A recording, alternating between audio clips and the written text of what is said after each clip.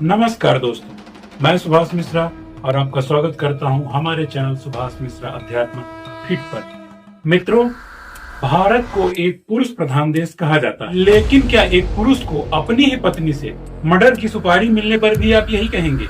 जब एक girlfriend breakup के बाद लड़के को न्यूड फोटो वायरल करने की धमकी देकर या फिर बलात्कार के झूठे आरोप के नाम पर उसको ब्लैकमेल करती है, क्या यही मर्द की ताकत है? जब कोई पति 498 ए के डर से चुपचाप आत्महत्या कर लेता है, जहां हर रोज पुरुषों को 354 ए के झूठे केस में फंसाकर उनसे जबरन पैसे लेने और आत्महत्या के लिए उकसाया जाता है, क्या पत्नी कभी गलत नहीं हो सकती? क्या लड़की द्वारा किया गया ब्लैकमेल क्राइम नहीं कहलाता? क्या इमोशनल ट्यूटोरियल का शिकार सिर्फ महिलाएं होती हैं? और क्या पुरुष सिर्फ एटीएम, ड्राइवर और बॉडीगार्ड बनकर जीने के लिए पैदा हुए हैं? क्या हर पत्नी देवी होती है? क्या हर गर्लफ्रेंड मासूम होती है? और क्या हर रिश्ता सिर्फ पुरुष को ही साबित करना होता है? और क्या हर रिश्ता बराबरी का होता है? और क्या महिलाओं के द्वारा पुरुषों पर लगाए गए हर आरोप सच होते हैं? क्या सच में देश पुरुष प्रधान है या सिर्फ पुरुषों की जिम्मेदारी ही प्रधान है? अगर शादीशुदा जीवन में पत्नी उत्पीड़न का शिकार होती है तो सिर्फ पति ही आत्महत्या क्यों करता है? कभी पत्नी के झूठे आरोप में, तो कभी गर्लफ्रेंड के इमोशनल ब्लैकमेल में, तो कभी ऑफिस के सहकर्मी के शोषण में। हर जगह पुरुष प्रताड़ित हो रहा है पर उसकी सुनवाई कहीं नहीं। मर्द को दर्द नहीं होता।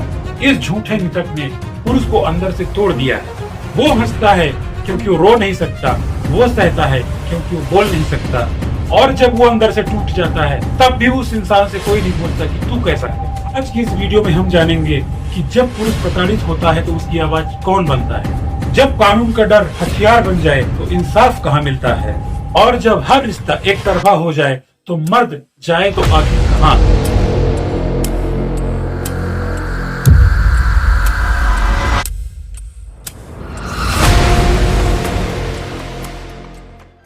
दोस्तों, आज के बदलते रिश्तों की भयानक हकीकत यही है कि कभी प्रेम विवाह तो कभी अरेंज्ड मैरिज। शुरुआत में प्यार, केयर, साथ और ढेर सारे वादे, लेकिन फिर अचानक मतभेद, मनमुटाव और फिर झगड़े, और इसके बाद शुरू होती है खूनी खेल। शादी के बाद जीने मरने का वादा, लेकिन आज के दौर में कुछ शादियां कसमों से नहीं खून से पूरी हो रही है। पति के नाम एक सुपारी और फिर खत्म रिश्ता, खत्म जिंदगी। यह फिल्म नहीं, यह हकीकत है, और यही हकीकत बनती जा रही है एक खतरनाक ट्रेंड। अब वह दौर रहा ही नहीं जब रिश्ते निभाना प्राथमिकता होती थी। अब जब चीजें बिगड़ती हैं तो तलाक नहीं, हत्या विकल्प बनता जा रहा है। और डरावनी बात यह है, ये हत्याएं अब गुस्से में नहीं बल्कि प्लान करके की जा रही है। दोस्तों, पिछले कुछ दशकों में कुछ चौंकाने वाले केस आए हैं। शादी के बाद रिश्ते तो भरोसे से बनते हैं, दो परिवारों का गठबंधन होता है, लेकिन जब यही भरोसा जहर बन जाए तो इंसान इंसान नहीं एक प्लान बन जाता है। आज हम आपको ले चलते हैं उन अपराधों की एक ऐसी सीरीज में जहां प्यार, शादी और विश्वास, जहां इन तीनों को सुपारी, लालच और अवैध संबंधों ने कुचल कर रख दिया है। 2023 में कोरबा का एनिवर्सरी मर्डर केस। शादी की सालगिरह जिसमें जश्न होना था वो मातम में बदल गया। पत्नी दीपिका शर्मा ने गहने बेचकर अपने ही पति की सुपारी दिलाई, और फिर वही हुआ, शूटर आया, पति को मौत दे गया।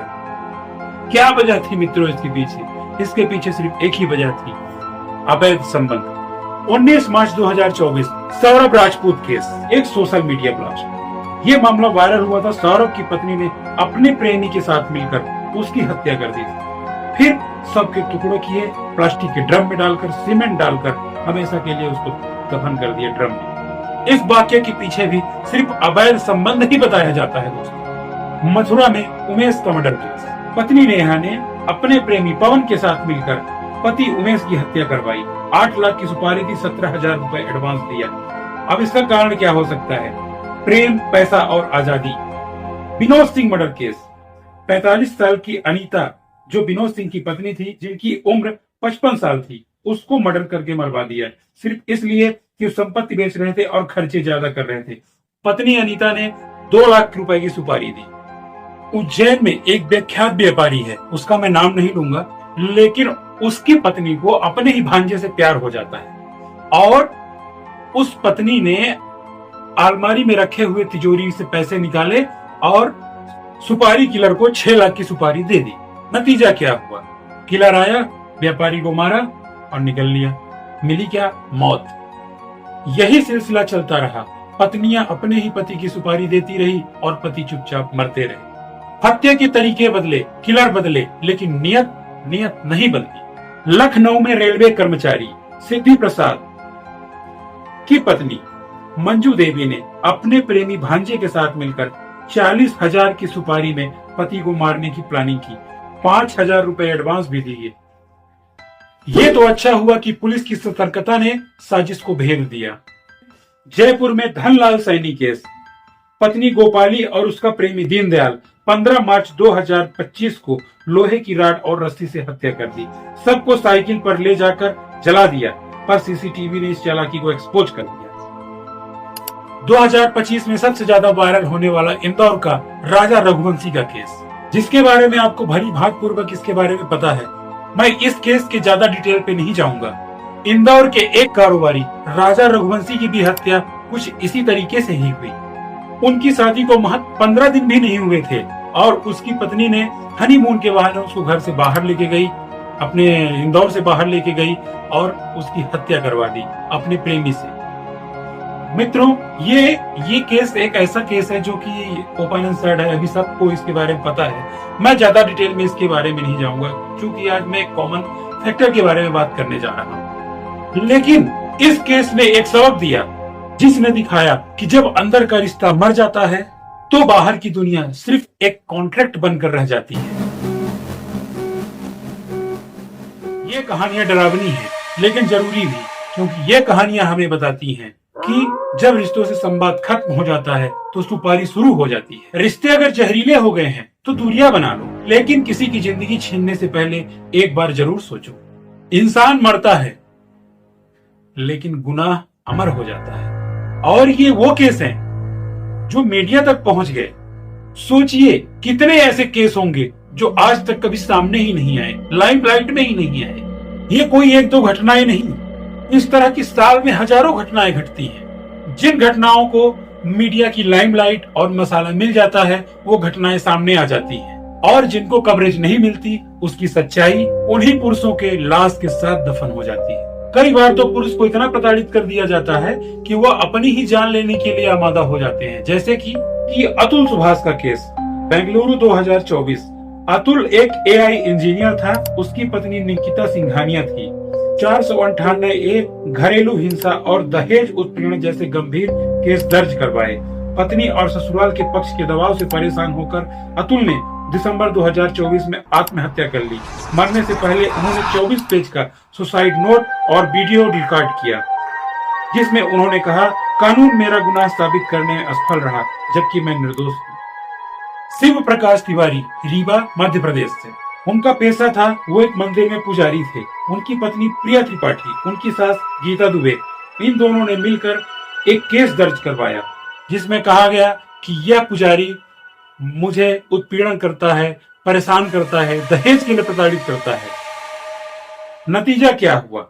शिव प्रकाश ने इंस्टाग्राम लाइव पर आत्महत्या की और वीडियो में स्पष्ट रूप से पत्नी और सास को जिम्मेदार ठहराया और कहा, इन्होंने मेरा जीवन बर्बाद कर दिया, अब मैं जीना नहीं चाहता। 22 मार्च को दोनों महिलाओं को उकसाने के आरोप में गिरफ्तार कर लिया गया। मित्रों, इसी तरह की एक घटना राजेश कुमार के साथ हुई, जो यूपी के हमीरपुर के रहने वाले थे। राजेश पर झूठे दहेज उत्पीड़न के आरोप लगे। आखिरकार उन्होंने वीडियो में कहा कि मेरी बीवी मुझे फंसा रही है, और उन्होंने 3 जनवरी 2025 को विषपान करके आत्महत्या कर ली। भागलपुर बिहार के दीपक कुमार, महज 26 साल का लड़का, जिसकी शादी हुए महज 2 महीने ही हुए थे, कि उसकी पत्नी राखी राय ने एक केस दर्ज कराया, जिसमें शराब पीने, हिंसा, चरित्रहीनता के झूठे आरोप और केस दर्ज कराए।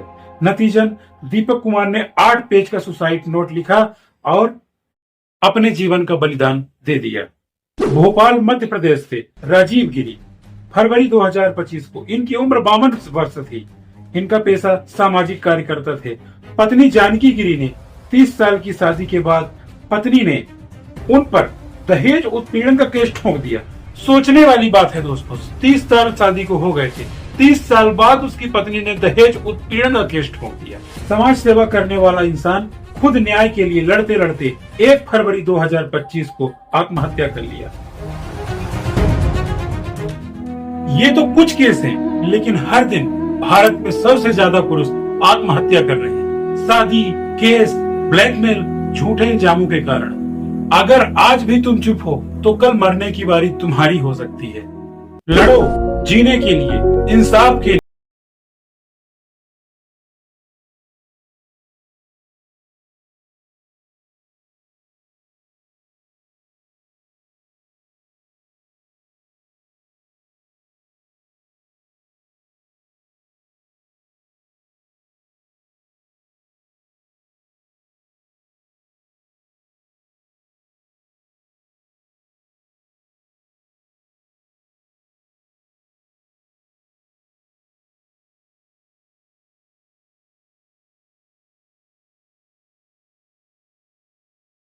उसकी पीड़ा एक मजाक लगती है और उसकी चुप्पी को उसी का अपराध बना दिया जाता है। लेकिन सवाल यही है, क्या हम वाकई में ऐसा समाज बनाना चाहते हैं जहां लड़की का हर आंसू सबूत बन जाता है और लड़के की मौत भी सवाल नहीं उठाती? आजकल इन सभी केस में एक बात कॉमन है, कानूनी हथियारों का दुरुपयोग, रिश्तों की साजिश और पुरुष की चुप्पी। ये समाज कहता है मर्द रोते नहीं, लेकिन जब वो मरते हैं तब भी कोई सवाल नहीं उठाता। क्या ये एक आत्महत्या थी या फिर समाज और कानून की मिलीभगत से की गई हत्या? कानून हर किसी के लिए है, लेकिन जब उसका दुरुपयोग होता है तो जान हर किसी की जाती है। पुरुष भी इंसान है, उन्हें भी न्याय चाहिए, ना कि चुप्पी।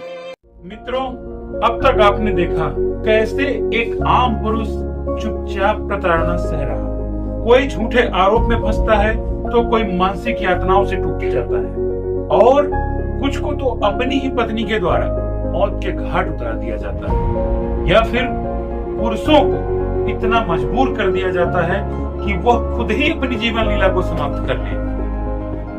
सोचिए, किसी का बेटा, किसी का भाई, किसी का पति सिर्फ इसलिए दम तोड़ देता है कि उसकी कहीं कोई सुनवाई नहीं होती, या फिर उसकी पत्नी को कोई और मर्द पसंद आ जाता है। मित्रों, इसके पीछे की गहराई बहुत गहरी और चौंकाने वाली है, और जब आप इसे जानेंगे तो शायद आपकी आंखें फटी की फटी रह जाए, आपके पैरों तले जमीन निकल जाए, क्योंकि इसके पीछे के कारण इतने गहरे और दर्दनाक हैं कि सुनकर के आपकी रूह कांप जाएगी। लेकिन यह वीडियो बहुत लंबा हो गया है और मैं चाहता हूं कि आप हर बात को ठहर कर, समझ कर, दिल से महसूस करें। इसलिए इस वीडियो के पार्ट 2 में हम बात करेंगे इन अत्याचारों के पीछे के कारणों और इसके समाधान के बारे में। क्यों होता है ऐसा, कैसे रुके ये सब, और क्या कोई रास्ता है इस अंधेरे से बाहर निकलने का?